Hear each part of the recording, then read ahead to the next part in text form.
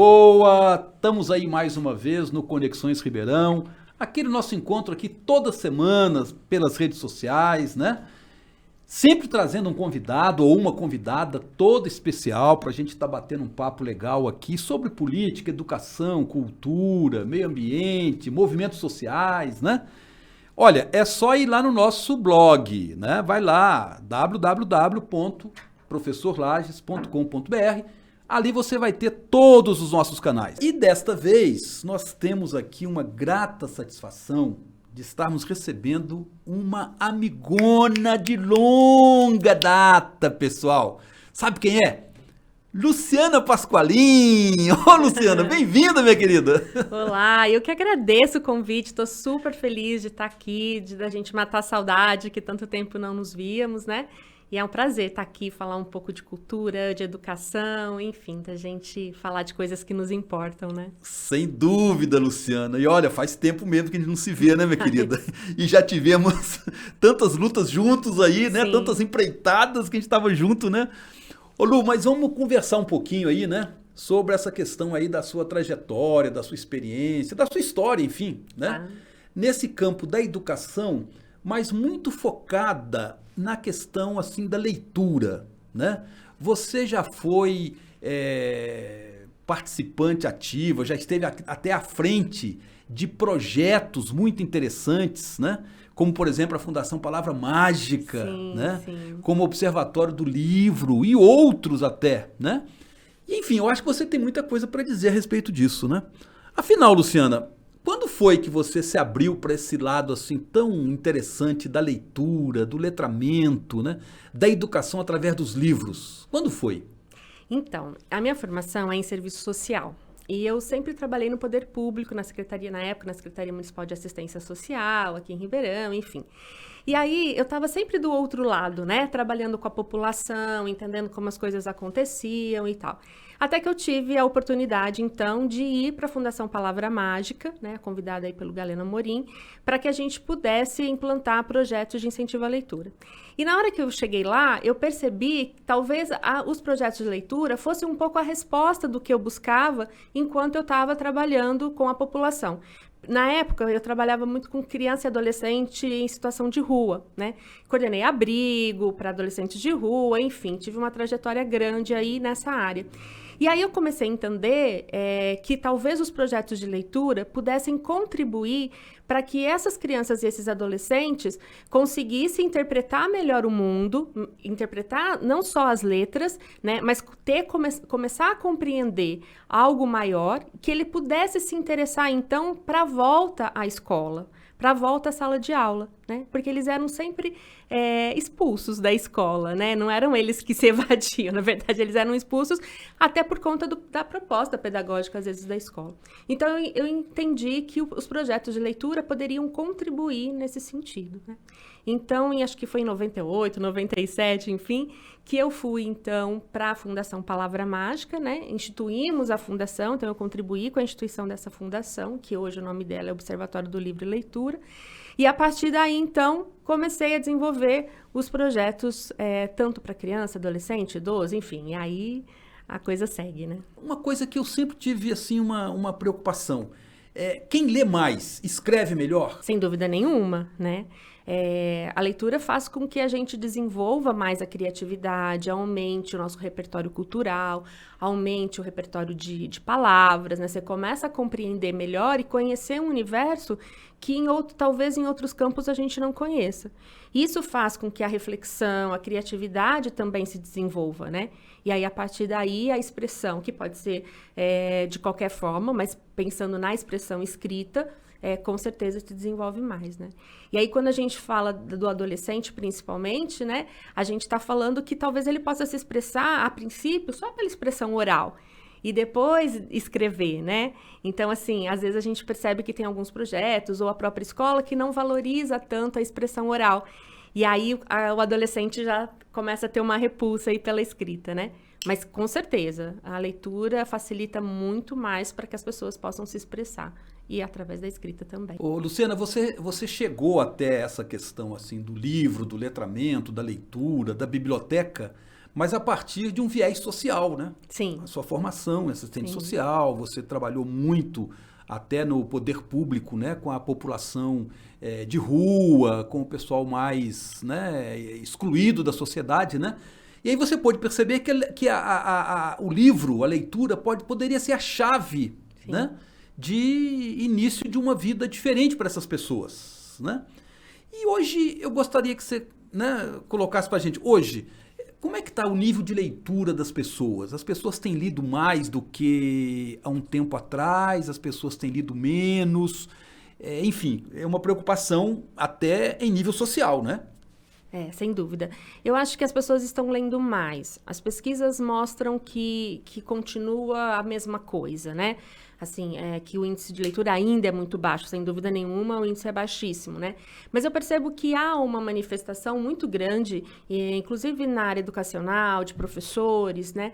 Que valorizam e incentivam mais. Então, eu acho que hoje a gente tem um pouco mais de acesso aos livros do que há um tempo atrás a gente tinha, né? Porque até então os livros, eles eram só o livro físico, o livro de papel. E aí as pessoas, às vezes, ficavam um pouco arredias, né?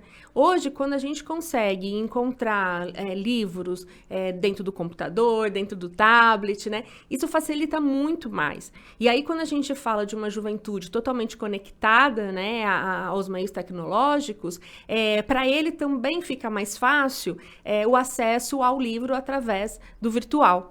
E isso eu acho que com certeza tem facilitado a leitura e tem buscado coisas legais. E aí, uma coisa que eu acho que é importante ressaltar, né?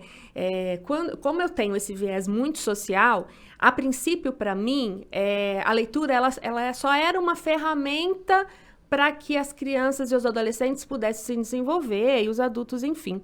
Hoje, já com a minha experiência, eu entendo que a leitura também tem que ser de livros de qualidade, de bons autores. Então, claro que vale ler, né? Eu acho que ler vale. Mas quando a gente está com um livro de qualidade, escrito por um bom autor, por uma ilustradora, por um ilustrador bacana, eu acho que isso faz com que a leitura seja mais fundamental para o desenvolvimento mesmo aí da criatividade, da reflexão, enfim, da curiosidade das crianças e dos adolescentes. E outra coisa, né, que você ressaltou bem agora nessa sua colocação, a relação direta entre educação e leitura. Sim. Né? Está intimamente ligado uma coisa com a outra, né? Sim. E aí, Luciana, como é que você vê, por exemplo, essa questão da leitura nas escolas hoje? Os nossos alunos e alunas, né, desde lá, quando são alfabetizados, e eles estão lendo, né, na quantidade, no volume de leitura que deveria ter, né, nas escolas. Existem bons projetos de leitura também dentro das escolas ou está faltando um pouquinho nisso aí? Acho que tem bons projetos, mas que com certeza falta muita coisa, né? A gente percebe que existe algumas escolas, assim, pelo meu conhecimento, por andar por aí, que tem algumas escolas que depende muito da professora e do professor, né? Então, que muitas vezes é uma iniciativa particular, individual do professor, e não uma política pública estabelecida que há o desenvolvimento, então, da leitura mesmo com os projetos dentro da escola. Então, assim, existem bons projetos, mas eu acho que falta muito ainda, né?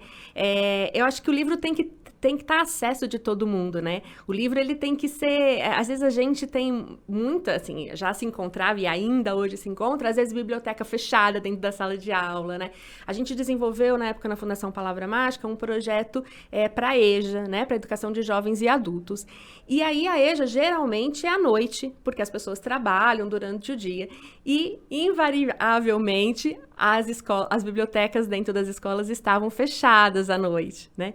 Então, as pessoas não têm acesso ao livro. Então, às vezes, até tem escolas que têm bibliotecas muito bacanas, com um acervo bacana de livros, mas ele não fica aberto, né? A gente ainda tem diretora que tranca a biblioteca para proteger os livros, né? A biblioteca não é aberta porque não tem bibliotecário, ou não tem alguém que seja responsável e que entenda também, não é botar ali qualquer um não, Claro. né? Que entenda essa questão da leitura, da faixa etária do aluno, enfim, né? E essa questão do bibliotecário ou da bibliotecária? É uma profissão que não é valorizada, né? Porque, na verdade, qualquer pessoa acha que pode ser um indicador de livro. Ele até pode ser um indicador de livro, né? Acho que depende da sua paixão, daquilo que você gosta do livro, né? Porque o livro é muito isso, né, Lages? Assim, é a indicação de onde vem. Né? Então, assim, se eu gosto muito de um livro que eu leio e eu gostei, eu chego para você e te conto, olha, esse livro é maravilhoso, que coisa bacana, vai te suscitar a vontade de conhecer esse livro, né? Então, qualquer pessoa pode fazer isso. Porém, o bibliotecário, ele tem técnicas estabelecidas de organização do livro, de organização da biblioteca, né? De entender que essa biblioteca tem que ser viva, né? A biblioteca não pode ser um depósito de livros, né? Um lugar onde a gente guarda os livros. Então, o papel do bibliotecário está muito ligado a transformar mesmo a biblioteca num espaço vivo. Então, é um profissional extremamente importante. E que, infelizmente, a gente sabe que não está por aí nas escolas, né? Infelizmente. Luciana, eu não poderia terminar essa entrevista, né? Sem falar com você também de um outro aspecto disso tudo que a gente está falando aqui. E eu sei que o Galena, que anda trabalhando muito com isso aí também, né? A leitura como terapia, né? Como é que é isso? Fala um pouquinho para quem está nos acompanhando aqui no Conexões, né? É possível você, inclusive, né, ter uma saúde mental mais legal se você ler mais? Eu acredito mesmo, e isso agora virou uma profissão, né, que é a biblioterapia, Sim. que eu acho que é uma coisa que a gente já fazia há muito tempo sem dar nome, né, certo. E agora a gente tem esse nome. Mas sem dúvida, né, assim, quando o leitor, ele começa a se identificar com os personagens daquele livro, né? E ele começa a entender as dores que o personagem sente, que são as mesmas dores que ele sente, situações que o personagem vive, que são situações que ele próprio, enquanto leitor, também vive. Ele começa a refletir mais sobre a sua ação, né? Então, assim, ao invés dele só ler o livro, né? Por isso, a questão da qualidade da literatura também é importante, né? Se é um bom autor do livro e aquele personagem se desenvolve de uma tal forma que ele vai lidar com as suas dores, o leitor também começa a refletir sobre a sua vida, as suas dores, aos seus amores, aos seus dissabores, né? E a partir daí ele consegue, então, talvez encontrar um caminho para resolver isso tudo, né? Claro que não é um passe de mágica, né? A gente não pode dizer que a pessoa vai ler e está se transformando, né? Tem aquele velho ditado que diz, quem lê viaja, né?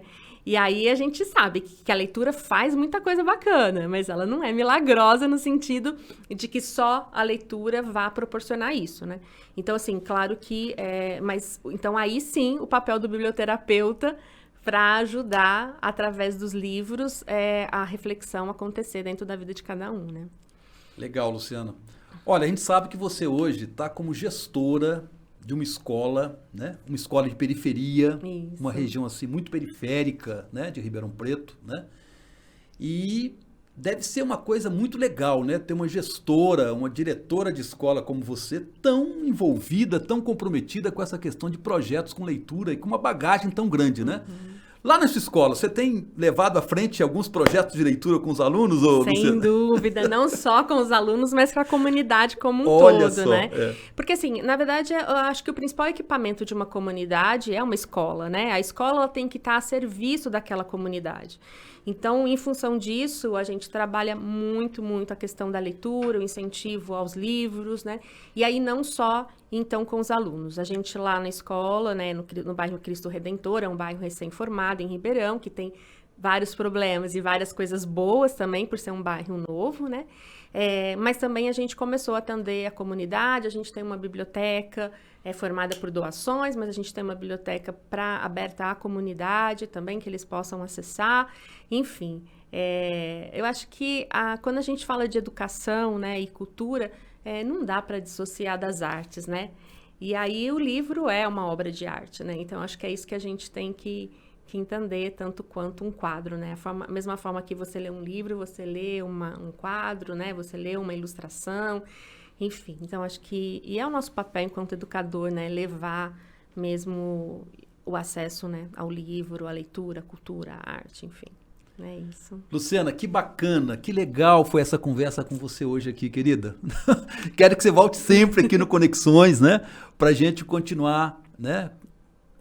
Essa conversa de educação, cultura, sua experiência, né, como educadora, ainda mais agora como uma gestora de uma escola, né?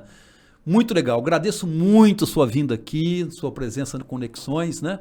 Foi muito bom a gente ter se encontrado aqui, né? Depois de alguns anos, né, Luciana? Sim, depois sim. dessa pandemia louca aí, né, querida? Eu que agradeço muito de estar aqui, de contar um pouquinho da minha história e principalmente da gente poder valorizar isso que é importante, né? Assim, de valorizar as pessoas, valorizar a comunidade. Enfim, acho que é isso. Mas eu agradeço muito também. Obrigada. Beleza. Gente, vamos terminando aqui mais um Conexões, né? Continue nos acompanhando, vai lá no nosso site, ó, vou repetir aqui, www.professorlages.com.br. Lá você encontra todos os nossos canais, você vai encontrar lá, inclusive, essa entrevista tão bacana, tão legal com a Luciana Pasqualin, né?